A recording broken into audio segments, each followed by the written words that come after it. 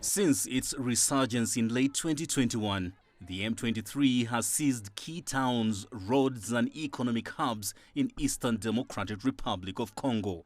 The group currently controls several towns and cities, including the strategic provincial capital of Goma and the key trading hubs of Sake and Rutshuru.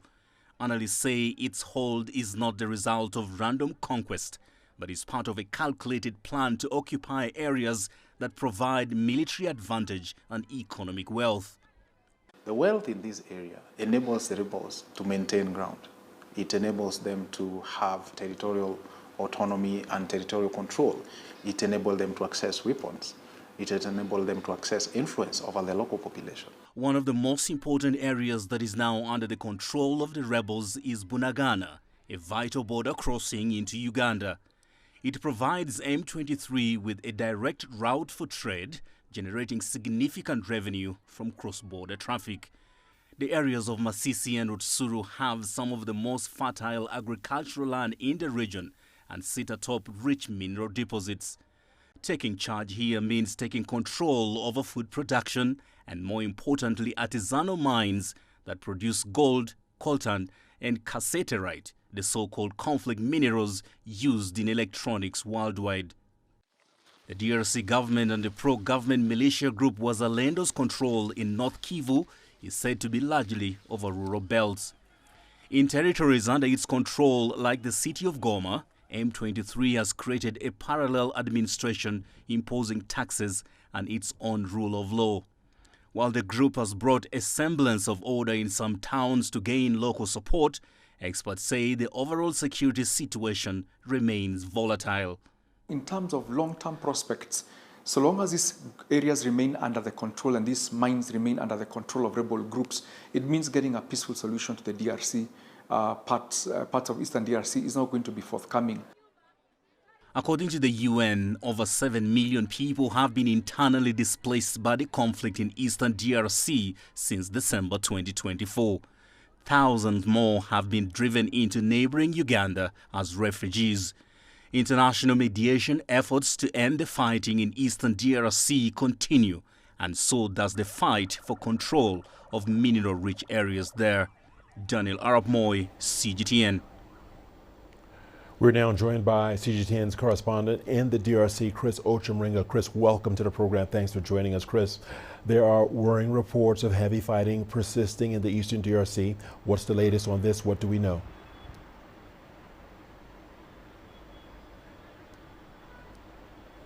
That's right, Richard. The fighting broke out in an area known as Mwenga, a territory called Mwenga in South Kivu province on Sunday.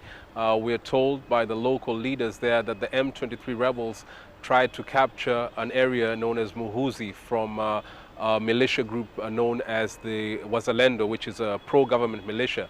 And there was very heavy fighting. There was use of very heavy weapons. Many people fled that area.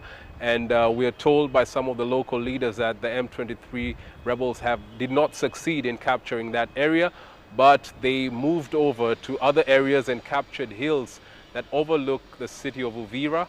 And there are fears that there might be clashes in that city which borders Burundi. And so people there are really panicking. Some of them have already fled the area. We've also heard that there's more fighting in North Kivu province as well going on right now in Masisi territory between the M23 and the Wazalendo militia. They want to capture a stronghold of that rebel group, and both sides have been accusing each other of, violating the ceasefire.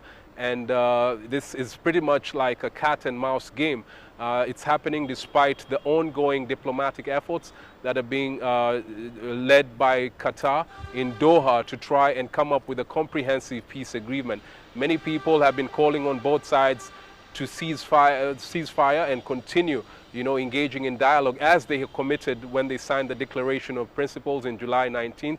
But unfortunately on the ground we're seeing continuous fighting by both sides, and this is having a very huge toll on the civilian population. Richard? Chris, further to that, what's the likely fate of a peace negotiations being fronted by Qatar if tensions continue in the Eastern DRC?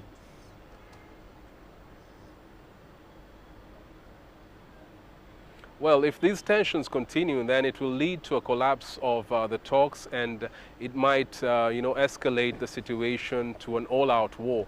What we know is that both sides, the DRC government and the M23, went into these talks with some very hardline positions. They were not very willing to make concessions. Kinshasa says the M23 rebels should leave all the territories that they have captured so that a meaningful dialogue is held. The rebels have refused that demand, saying that they believe that is what is giving them leverage to make demands on the DRC government. They want a federal system of governance. They want corruption to end. They want the government to stop persecuting the Tutsi community in eastern DRC. And both sides, have been pushing these demands. They do not want to cave in to the other. The mediator, Qatar, and the United States and the African Union have been calling on them, to come to some kind of compromise for the good of the Congolese people. Millions of citizens have been displaced by this conflict that has gone on for 3 decades now, and the international community has been consistently telling them, to come up with a framework to resolve this conflict peacefully. But on the ground, the situation is very different, and there are fears that fighting may continue despite these efforts by Qatar and the one by the United States that was carried out in June. Richard? Chris Ochimringa in Kinshasa, thanks for that. Now, as negotiators race to finalize the terms of a peace agreement between the DRC government and M23, the bloodshed continues in the east, this time from a separate rebel group known as the Allied Democratic Forces. Experts say these Islamic State-linked militants are exploiting the upheaval to widen the area it operates in. CGTN's David Mbithi now reports. The rebel group known as the Allied Democratic Forces has been blamed for thousands of civilian deaths in the Democratic Republic of Congo.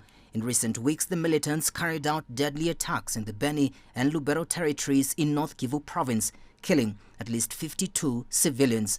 The DRC army say the rebels were taking revenge on civilians after suffering losses in fighting with Congolese forces. The bloodshed came less than a month after more than 40 civilians were killed in the neighboring Ituri province by the same rebels. The victims, including 9 children, were worshippers taking part in a night vigil at a church in the town of Komanda.